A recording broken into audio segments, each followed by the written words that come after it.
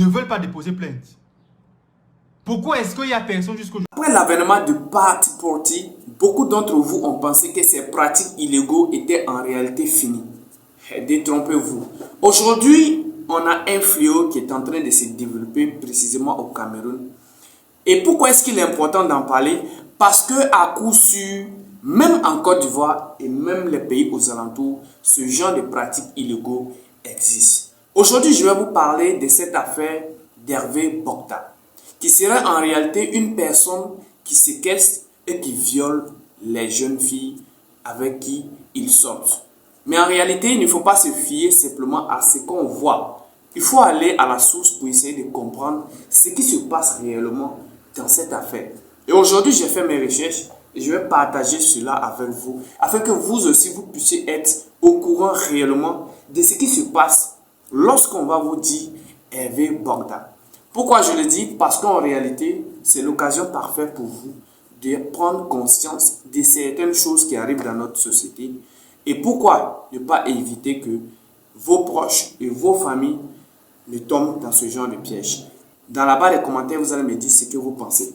Alors, voilà ce que dit l'affaire. L'affaire Hervé Bogda débute le 19 janvier 2024 avec une série d'accusations de viol, de prosélytisme et de séquestration à l'encontre d'Hervé Bogda, un homme d'affaires camerounais de la Jet Set. Un lanceur d'alerte camerounais en exil, Nzou Manto dévoile les agissements de Bogda sur les réseaux sociaux, déclenchant bien évidemment une vague de témoignages de la part des victimes présumées. Okay? Un groupe d'avocats porte plainte contre l'accusé qui a à son tour porté plainte pour diffamation. Ça, c'est déjà qui est Bogda et comment est-ce que l'affaire a débuté. Alors, vous le connaissez tous maintenant, Hervé Bogda. Il semblerait que Hervé Bogda serait la personne qui a roulé énormément de jeunes filles dans certains plans qui ne sont pas franchement légaux. Et la première question qu'on pourrait se poser tout de suite, c'est de se dire, mais pourquoi est-ce que sur la toile, ou du moins de façon réelle, officielle, on n'a pas vu de plainte de la part de ces victimes, de la part de toutes ces personnes qui ont été abusées? Ça, c'est la chose que beaucoup de personnes vont se dire. Mais laissez-moi vous répondre qu'aujourd'hui, il y a certains systèmes que vous ne connaissez pas, qui existent dans l'ombre, qui sont même plus puissants que vos dirigeants, que vos présidents. Oui, il y a certains réseaux qui existent aujourd'hui dans l'ombre, qui sont même plus puissants que vos dirigeants, que même vos policiers, que même la gendarmerie et tout ce qui va avec. Parce que ce que vous devez comprendre, c'est que derrière ces institutions de justice, il faut comprendre qu'il y a à certaines personnes qu'elles n'arrivent pas à pouvoir avoir effet. Oui, je sais que beaucoup de personnes vont me dire que non, personne n'est au-dessus de la loi, personne n'est au-dessus du droit et tout ça. Oui, c'est ce qu'on on vous a tous dit, c'est normal, c'est comme ça. Mais il y a aujourd'hui des réseaux qui sont plus performants que ces différentes institutions. Pas parce que le réseau en lui-même est fort, non, mais parce que le réseau lui-même est constitué de ces personnes-là qui font la promotion de la justice. Et c'est là qu'on en vient au jeu. Ok, je continue exactement l'article. Les témoignages et accusations. On va voir maintenant qui sont ceux-là qui ont fait les témoignages et les accusations. Le 19 janvier 2024, le lanceur d'alerte Nzou Manto dévoile une série de témoignages dénonçant les agissements du jet secteur. Depuis, des hommes et des femmes racontent sur les réseaux sociaux les abus qu'ils auraient subis de la part d'Hervé Bogda dans de nombreuses villes, notamment Douala, Yaoundé, Kribi, Lembe et Bouya. Dans ces témoignages anonymes, Hervé Bogda est décrit comme un homme violent qui menaçait ses victimes avec une arme à feu. Ok. Au total, Nzou Manto aurait reçu plus de 1000 messages à son sujet. D'ailleurs, lui-même, il est dit, après cette publication, que lui n'avait jamais autant reçu des messages venant des internautes. Selon les premières informations diffusées par le lanceur d'alerte, le jet secteur aurait violé des centaines de femmes, dont certaines qu'ils auraient enlevées sous la menace d'une arme à feu ou avec assistance de ses gardes-corps. Donc voilà en réalité les témoignages qui ont été faits contre Hervé Bogda. Alors, concernant ce qu'il dit, c'est que c'est en réalité une personne qui ne se limitait pas seulement qu'à lui. Parce qu'en réalité, pour pouvoir fonder un réseau assez fort, il faut avoir aussi la capacité de pouvoir associer d'autres personnes à ce réseau-là. Et c'est comme ça que Hervé Bogda a eu cette sagesse-là de pouvoir même impliquer voilà, certaines autorités pour pouvoir franchement atteindre son objectif. Et c'est ce que l'article est en train de dire. Et je vais vous laisser écouter cette partie de la vidéo qui explique encore les témoignages de toutes ces personnes. Qu'est-ce qui se passe?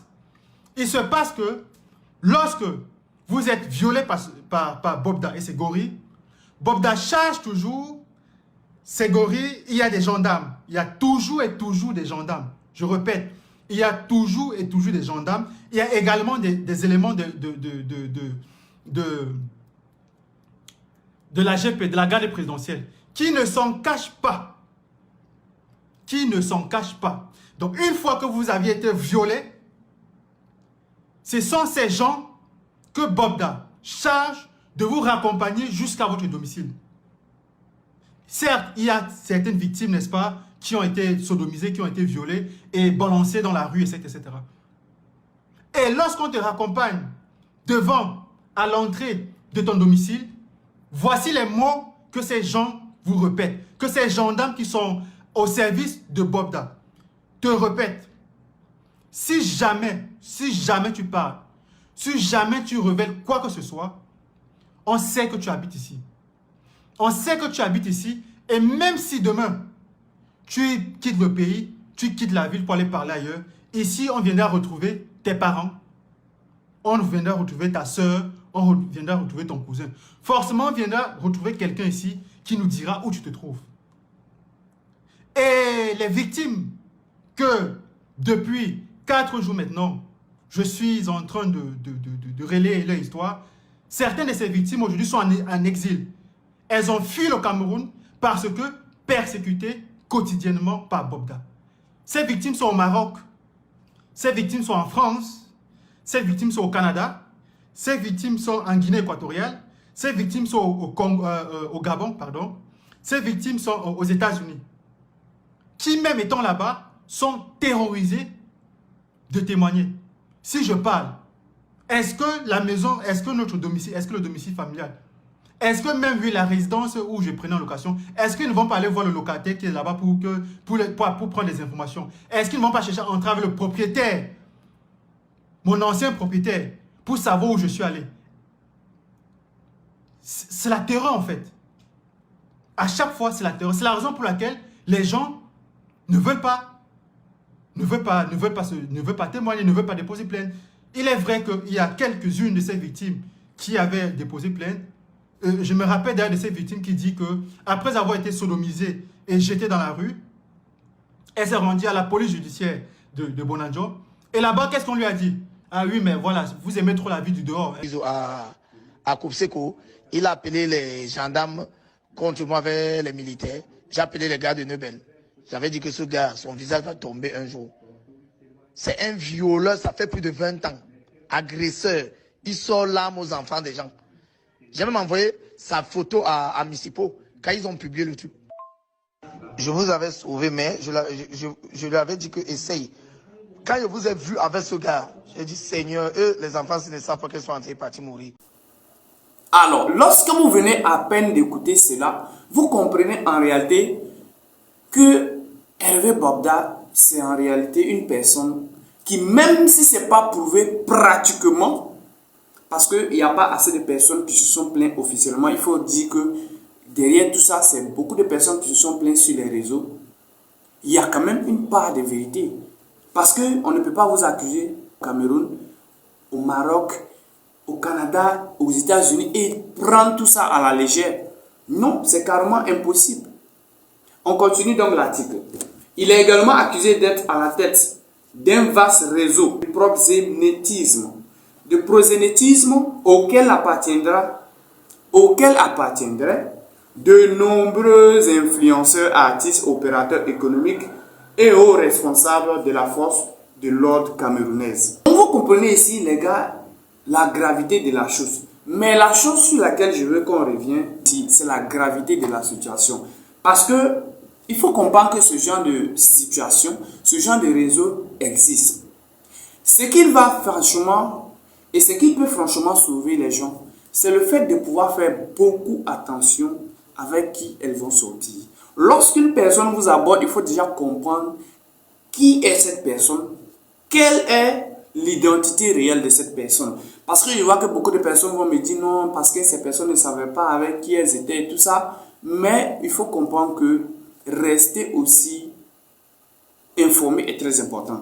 Parce que d'après ce que l'intervenant vient de dire, il semblerait que ces personnes qui étaient abusées partaient se plaindre à la police, on leur disait que non, c'est parce que ces personnes-là aimaient franchement sortir. Donc il y a aussi ce côté-là que nos autorités devraient franchement arriver à prendre en considération et parfois de donner raison à ce genre de plaintes. Parce que c'est généralement par ce genre de canaux-là que les gens passent pour franchement causer de la merde, de la zizanie dans la société.